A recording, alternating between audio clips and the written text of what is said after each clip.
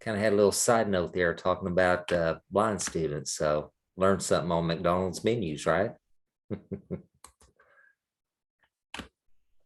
I'm going to switch over to Blackboard. I told you last week we were going to spend some time. I told you I would also walk through to kind of help show you guys and get you familiar with how to create video from Zoom and how to upload that into YouTube. If you remember, I told you I'd kind of walk you through that and see how it's done. But before we get to that point, I just wanted to go over and talk a little bit about, because it's going to be up on us pretty quick, and actually you don't have anything to do this coming Sunday. So I told you we kind of change gears here a little bit and spend a little time on teaching you how to do that video, the upload. And then also I wanted to just kind of show you, and this is in your Blackboard shell, but going back to conducting the mock IEP video.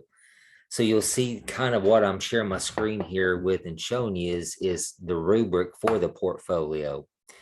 And so I'm gonna go over that, but I really want to key in on the parts of the video and talk about those. So quickly, the portfolio, I mentioned to you when I started talking about these assignments at the beginning of the semester that you would have an introduction, which is very brief and basic. It's anywhere from about 4 to 6 sentences, just explaining what's going to be contained in your portfolio.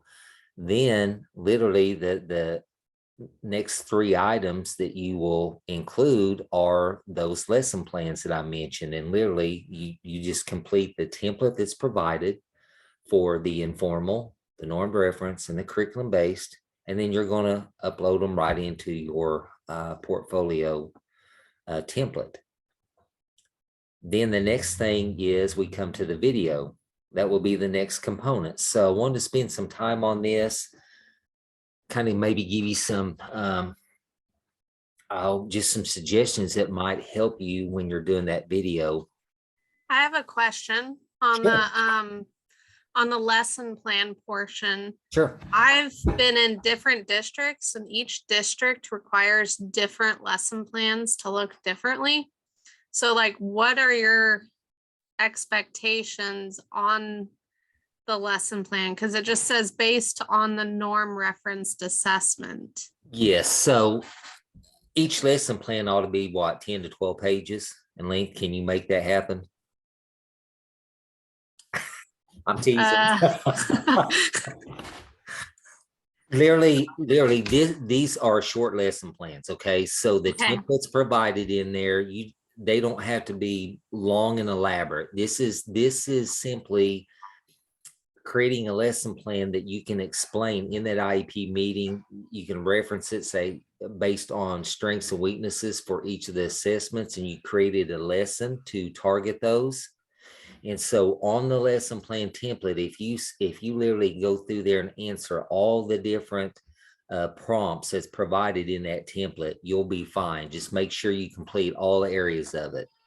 So from what I'm reading on here is we need a lesson plan based off of our informal assessments, another lesson plan on normed reference, right, and another one based on the CBM. That's correct. Okay. Yep. I do have a question because I've been talking to my school psych. It's my, and I may be wrong, but it's my understanding he's our only school psych for the entire county right now.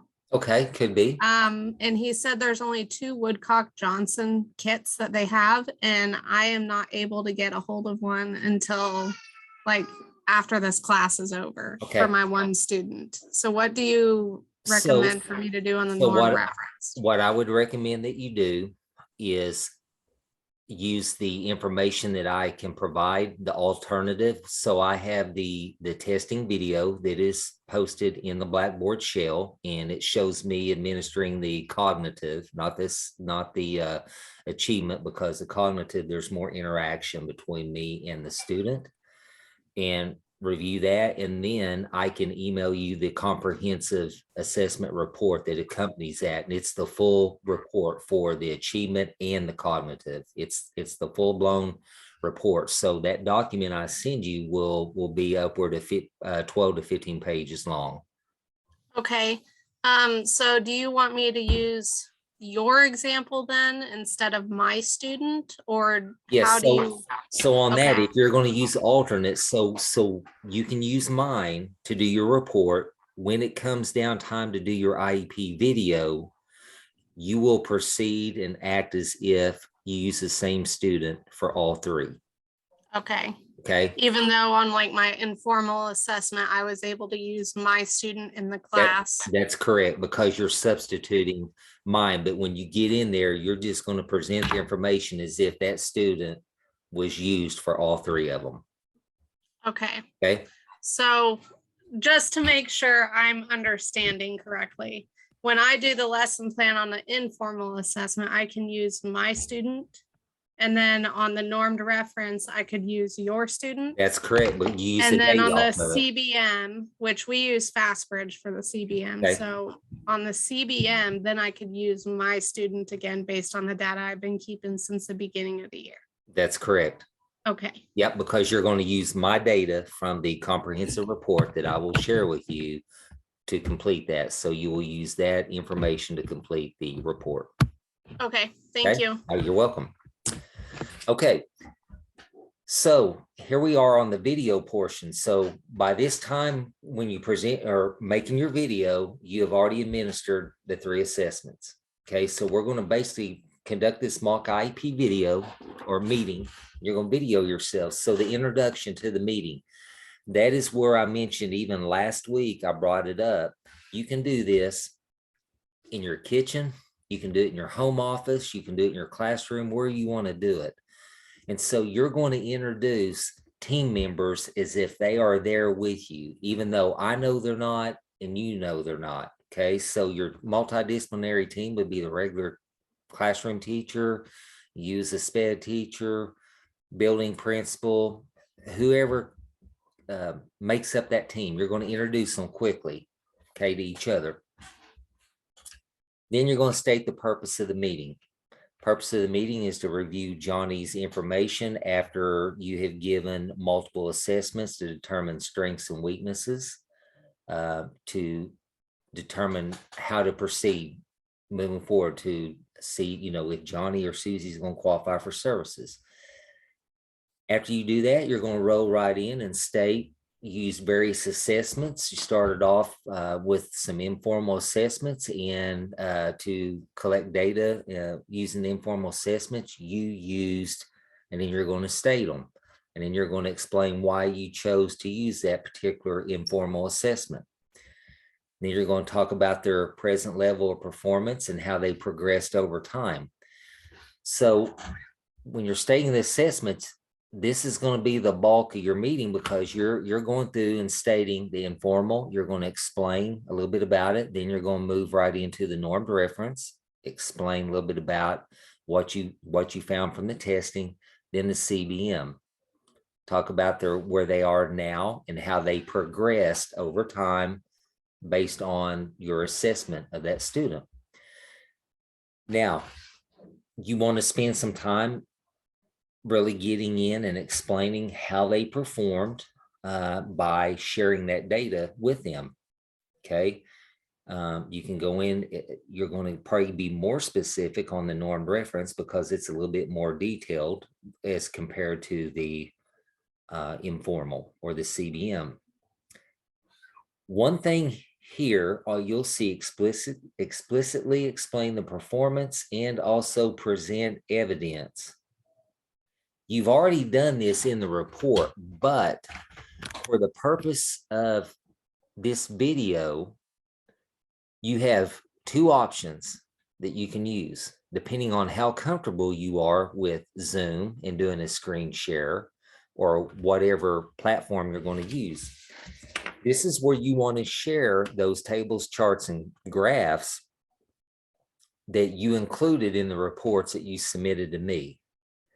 You would present them on the screen by either doing a screen share. If you do not feel comfortable doing that, you can literally hold up that paper that has the graphs as if you're holding it up, presenting it to the parent, and you're kind of pointing to the different pieces of information on the table, chart, or graph. As long as I can see either a screen share or if you're literally holding up the tables, charts, and graphs to explain that data.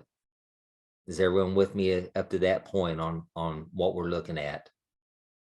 So you could do a screen share.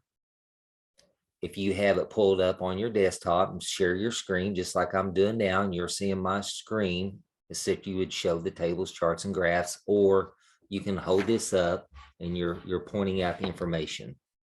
Okay, either two is acceptable, either of those two options.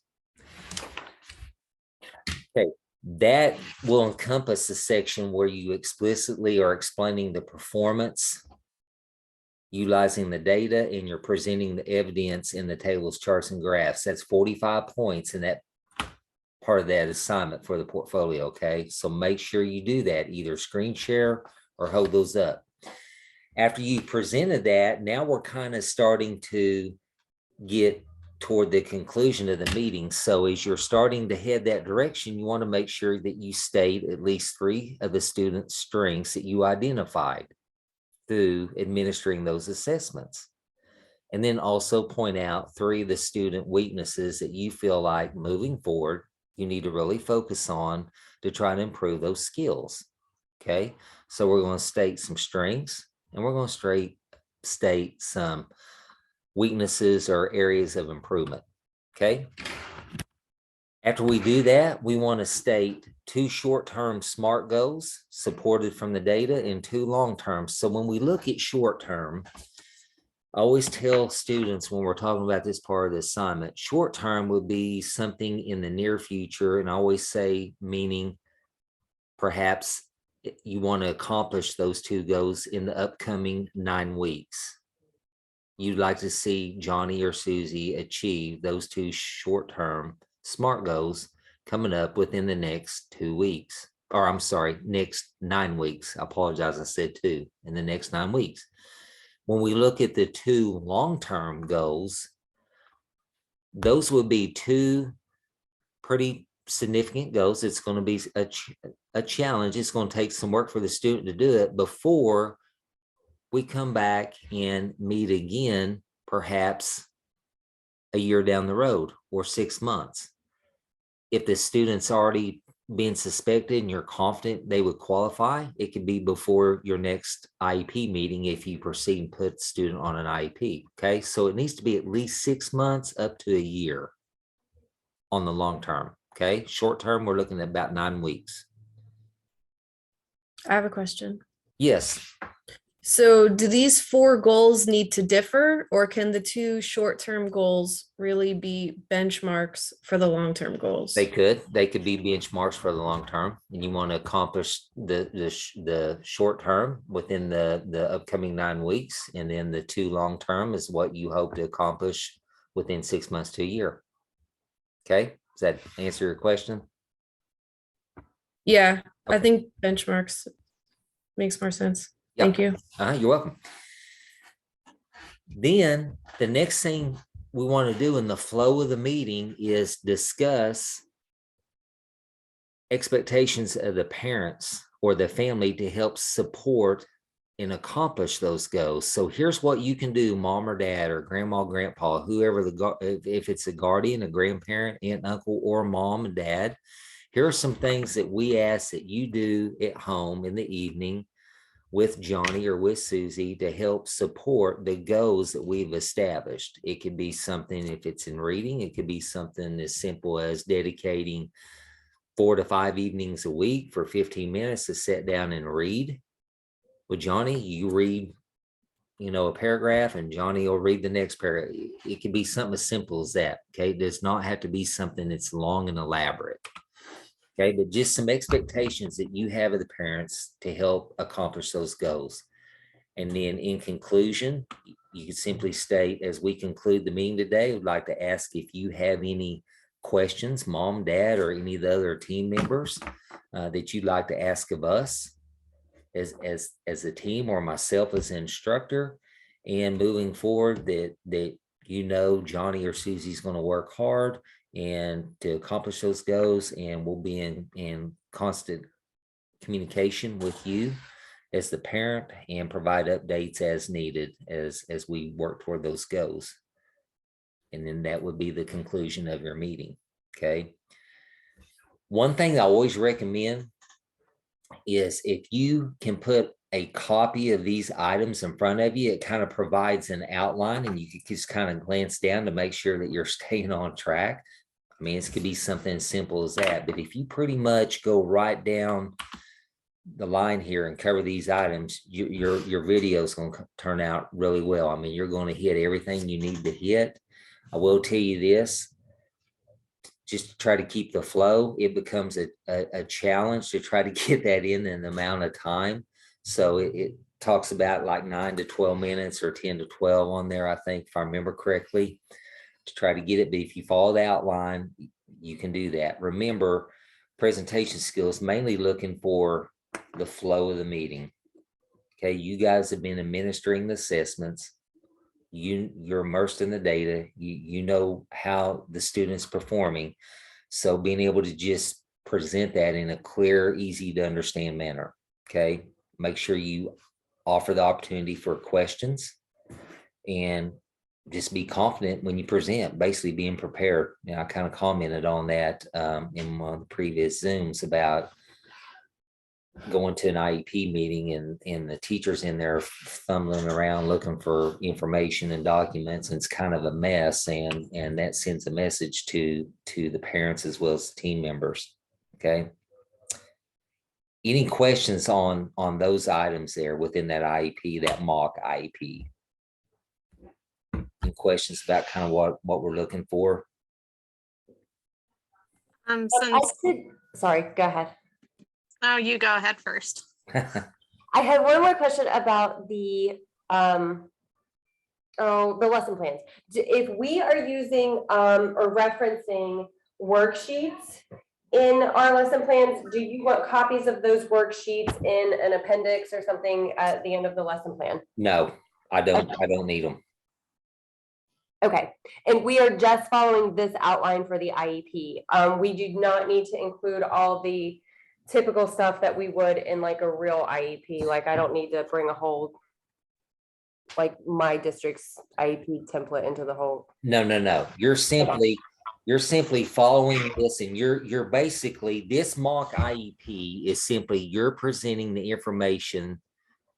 You're going to convey the information to the parent based on data we've collected from the 3 assessments given. Okay, and if you just follow this format for this assignment, that's all you have to do. Okay, thank you. You're welcome.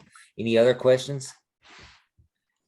Since I had to do one because I couldn't get a hold of a norm reference test on this video, would I say with the norm reference test on explaining the performance, would I say that's just not available for the student because it's not at the time for reeval? Or no, you will present it just like it's your student you used on the other 2, and you're presenting the data in the comprehensive report that I'm going to provide to you. okay. Okay, you're just going to act as if he or she did all 3 of them. Okay. Okay? So I'm going to act like this student did all 3 of them. That's and then exactly just right. say it's one student instead of 2 different students. That's correct. Okay. Yep. For this assignment, that's what you need to do if you use an alternate assessment or alternate option for the norm reference. Okay, again, the main thing I'm looking at is the flow of the meeting, making sure you can present the information in a confident manner, keep the meeting flowing. This is to give you practice to get you ready. So when you're actually, you're doing those meetings back in your district. But again, we're strictly using the information you've collected this 8-week session based on those assessments. Okay, any other questions on this that I could answer for you? So the video, you'll have that, you'll upload that, then you're going to create the conclusion section, which is much like the introduction. You're just concluding the portfolio. You'll have a conclusion in there, 4 to 6 sentences, and that'll wrap it up, and that's what you submit. The next thing I want to spend just a little bit of time quickly, and I told you I would kind of walk you through, I'll do a screen share, is walk you through the process to create the YouTube link. I know there were some concerns expressed last week. Hey, what if I go to upload my video and it hangs up and it doesn't successfully upload? That has happened. It's more common when you're using a browser other than Google Chrome. We see it commonly with Internet Explorer and Mozilla. So I would recommend you use Google Chrome. One way to help prevent that from happening is to take the video, whether you use Zoom or any other platform, you'll complete it, save it onto your desktop, and then convert it over into a YouTube video and create your link. So I'm going to hit stop share quickly on my screen, and I'm going to switch over. Let me get back over quickly.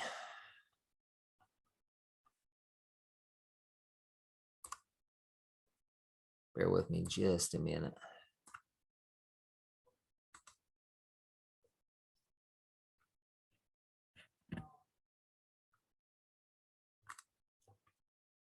Okay, so I have gotten into, I've already downloaded or used Zoom. I've downloaded my video, and now I want to go in and upload it and create my Zoom link or my YouTube link.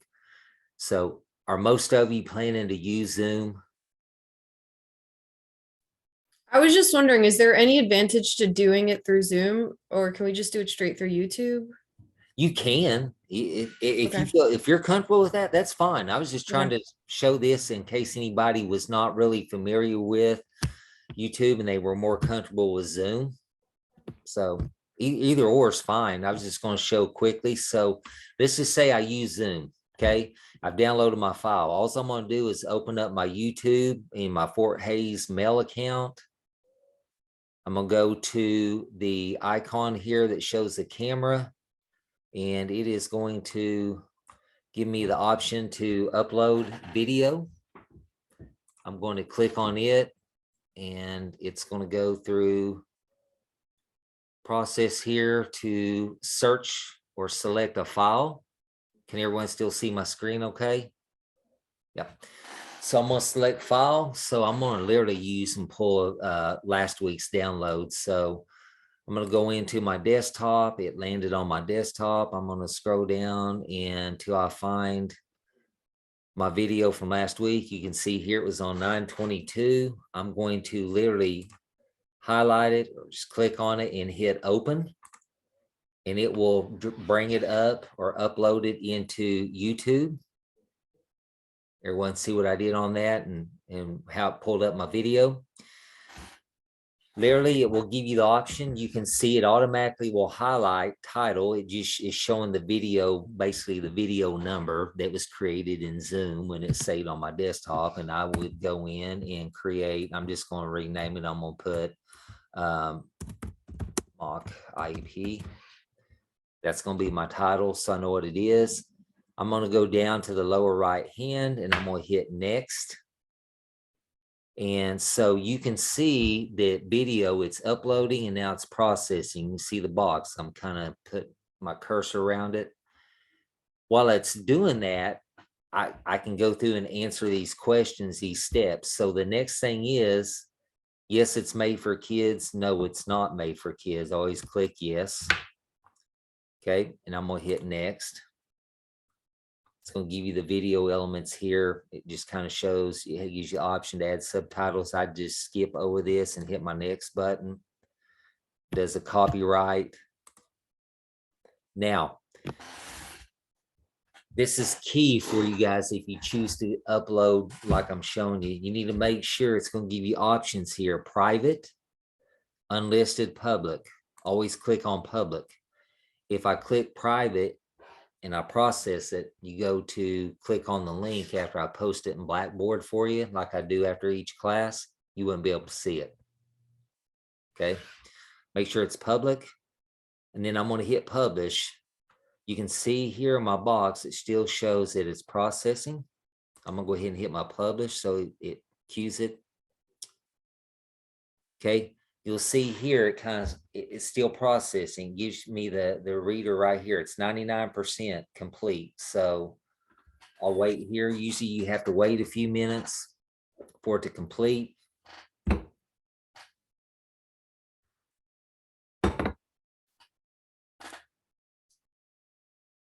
And so once it gets to 100, it will pop up and you will see the YouTube link. You can literally copy it and go ahead and hit finalize. And then I switch over to Blackboard and I go into announcements, post announcement, and I paste my YouTube link right in there and save it.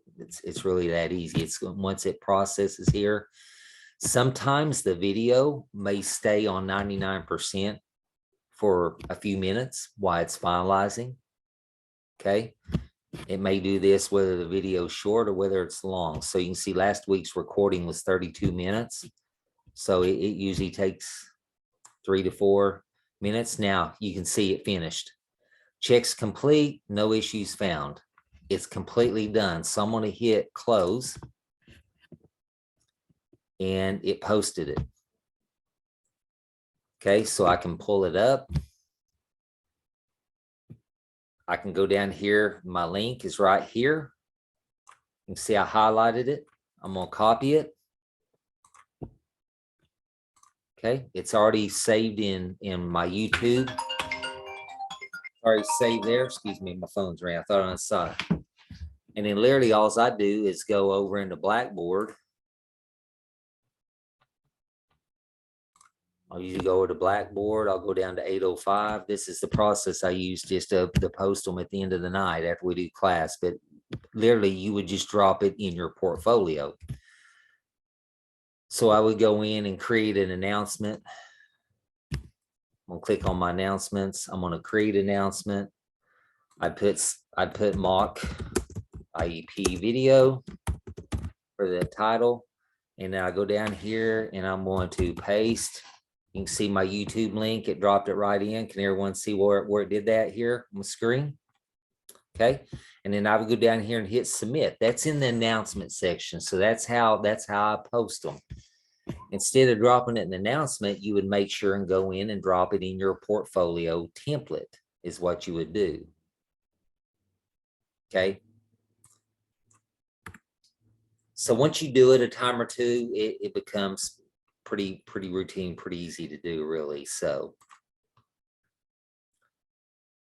does everyone kind of see how I did that? So it's literally 4 to 5 clicks of the mouse. I mean, you just have to make sure you know where your video is downloaded. Like Jamie mentioned, if you're comfortable just directly using YouTube and going from there, you can do that. If you're more comfortable using Zoom and then download the file, go over to YouTube and upload it, you can do it either way. So, okay.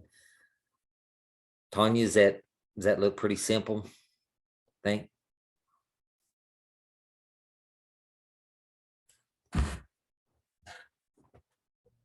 Yeah, I've done it in YouTube a lot.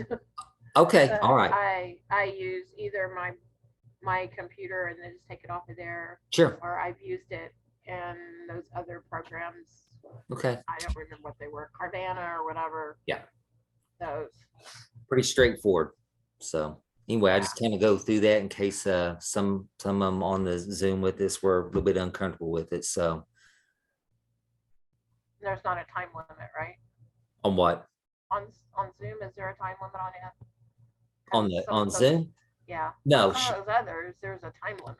So if you use the trial version of Zoom, if you're using that trial, but through the Fort Hayes and all that, they have the subscribed Zoom version. So, but if you use the free version now after COVID, they're going in and doing the limits on it. So I was on a Zoom meeting the other day with someone that was a host, and they haven't changed over to the subscribed version. And so after so many minutes, it started timing them out.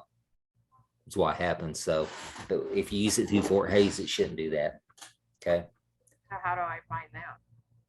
Fort Hayes, they have the subscribed version for the students, so you won't have to time out. I've never used it. I don't know where it's at. I don't know how to find it. Time out.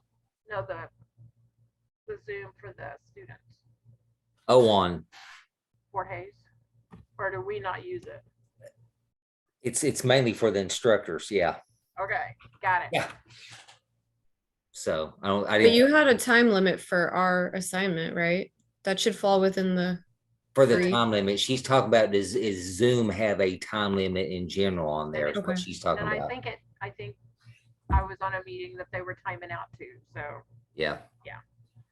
okay, But institutional subscriptions, there's no time limit for a Zoom meeting. You can be on there 4 hours and it's not going to time you out. So, okay. Any other questions that I mainly want to go over the video, kind of the rubric, and make sure everyone understood the flow of the mock IEP, and then kind of walk through the YouTube creation, the link, in case any of you guys were unfamiliar with that. Remember, you don't have anything due this Sunday. The following week will be the CBM. So everyone good on CBMs, rocking along on it, no issues. Okay. All right. With nothing else, we'll end, and then I'll switch over. I have some maybe for 804, and we're going to go over some stuff there. So we'll switch from one to the next, right? And then I'll post this again and put it in the announcement section. So, okay. We'll see you guys shortly. Thank you.